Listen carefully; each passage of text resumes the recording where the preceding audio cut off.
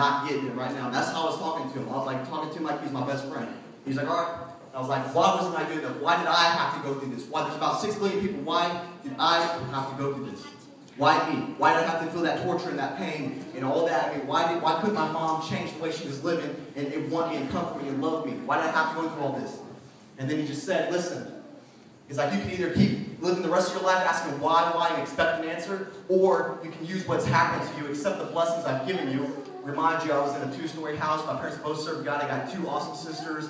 Family's on fire for God. I'm doing stuff in my church. I went from a position to where my mom was hooked on crack to a family that was on fire for Jesus. He said, listen, you can either accept this, accept the blessings I've given you, or you can keep asking yourself why, or you can take what's happened to you and help other kids get through the same exact thing. And from that moment on, I made up my mind. I said, God, you're right. I'm never going to complain or question this again because, my life is in your hands, obviously. Because there's this one moment, and like I said, I was young when all this went down and I didn't understand everything. And I don't remember a whole lot about being with my real mom and all that stuff. I do remember this one night, particularly, whatever that P word is. Yeah. And so I was like, it was in the middle of the night, 1 or 2 in the morning, and I was in my crib sleeping.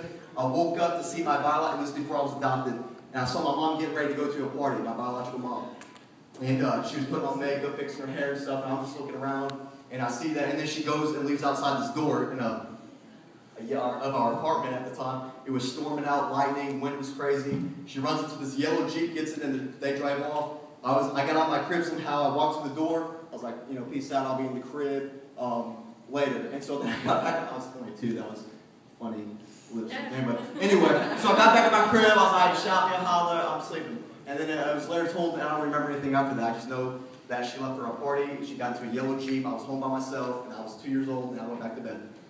It was later told to me that I woke up our neighbors crying so loud, and he broke into our house because she locked the door. She was that, courtesy.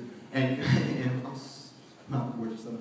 And so she locked the door. Our neighbor came in, broke into the house, got me. And at this time, my parents that adopted me were always looking for me. They always wanted to make sure, because they knew my mom was insane. So they always wanted to make sure I was safe and that I had food and I had clothing and everything. They always provided for me. And they always just wanted to look out for me. And so the next door neighbor came in, and I think his name was John or something. He said, hey, Trudy. He called her over the phone. That's my mom. He said, I got Zach. He's safe. Do you want him? She came 5 minutes later, got me, cleaned me up, fed me, and took me for a couple of weeks until my biological mom got out of the party scene for that moment and said, where's my boy at? And got me back. And just to see that God, it's evident that God had his hand on me, had an angel, because that was just a one instance that I remember. There's been several times where she just left me somewhere and forgot about me, or then God had to have had angels protecting me, because you don't just leave a baby sit somewhere and nothing happened to it. It's evident. And so every day I thank God. It's like, thank you for the struggle. Thank you for my blessings that you've given me. Thank you for letting me go through this. Thank you. And just thank him every day for my family and for my relationships and everything that he's ever given to me, because I could be in that same spot. I could be like my cousins that were in that family that have been locked up for murder and for drugs and for all these crazy things that they've done. But God spared my life, and he put me in a position to where I can take a stage and I can say, there's hope. Because whenever you tell somebody, especially a kid, that, I'll be praying for you, I know what you've been through. Until you've been in that position and you've been in that story to what that kid's been going through, you have no idea what's going through that kid's mind. You have no idea what they're going through. But I can say, bro, I've been there too. And when I was 16, I first started doing music and doing some stuff. I questioned, and it was one of my first shows I ever did. I said, God, if this is really what you want me to be doing right now, I need some confirmation. I want this show to be confirmation of whether I'm supposed to pick up mics and sing and rap and speak, or if I just need to figure out something else that you want me to do. Because I didn't want to waste God's time. I didn't want to waste my time. I just wanted to be led by the Lord.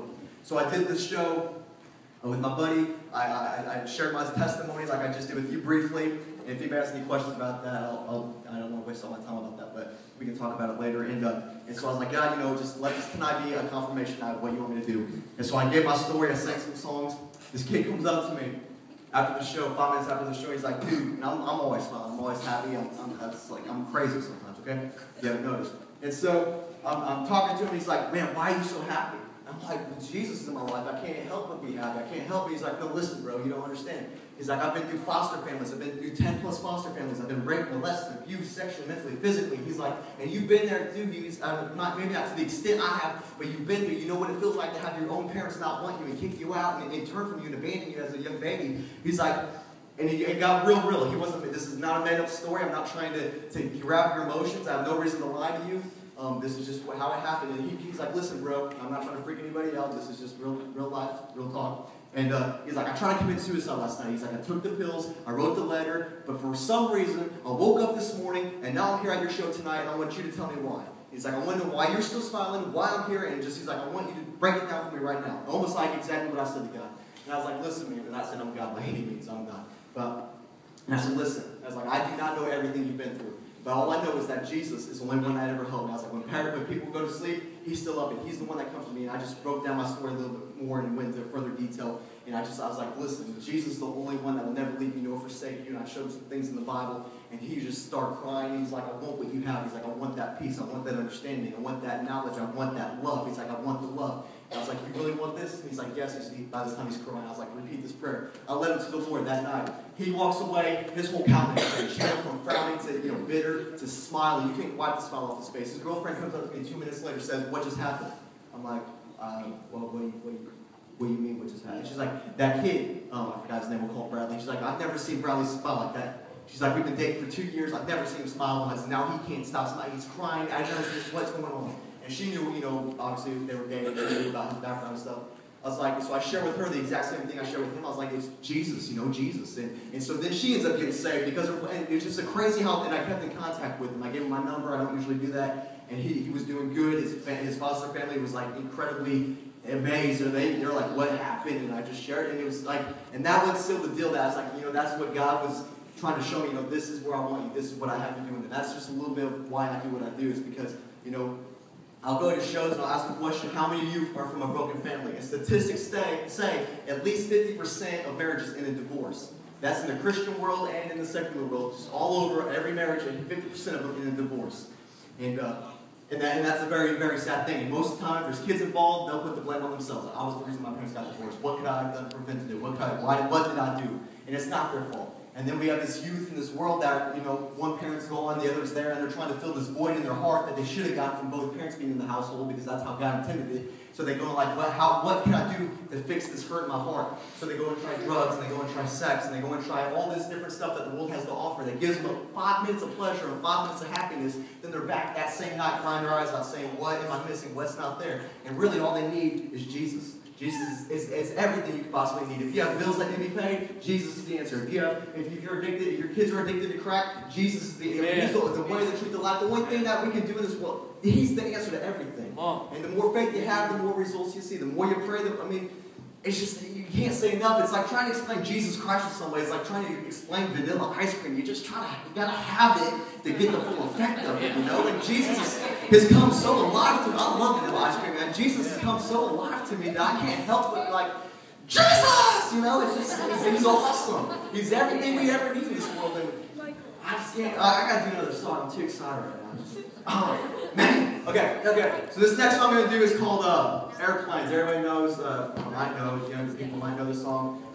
It's originally been by B.O.B. and Haley Williams, Airplanes in the Night Sky Like Shooting Stars. Well, if you know it, I need your help singing. Because I have a microphone and I can't sing. And I'm going to be louder than y'all, so I need y'all to just sing with everything you got. So you go ahead and play that song, Aaron. Airplanes. Go ahead. Turn it up a little bit.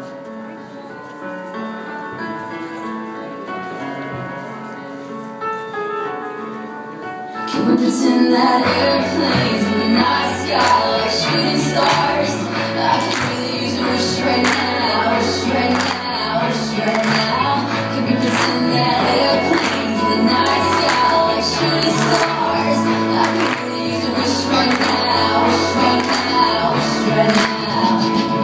Some days I wake up and I'm pushing everything. Who am I? What do I believe? What is life? What is love? How much pain is it till I'm wishing up? How many people come? How many people go? How many say I love you when they don't know? How many kids ask? How many gotta go? With a single mother note from the dog household. Who wants to be born? Soul's gotta die. Dreams to be sung cause it is not a lie. Is there an answer? Is there a cure? Is there any hope for the world living out there? Where do I come from? Where do I go? Will I ever make a difference on this long road? Tears to be cried, babies gotta die. How many planes gotta fly in the night sky? Airplanes in the night sky like shooting stars. I can really use a wish right now, wish right now, wish right now. Can we pretend that airplanes in the night sky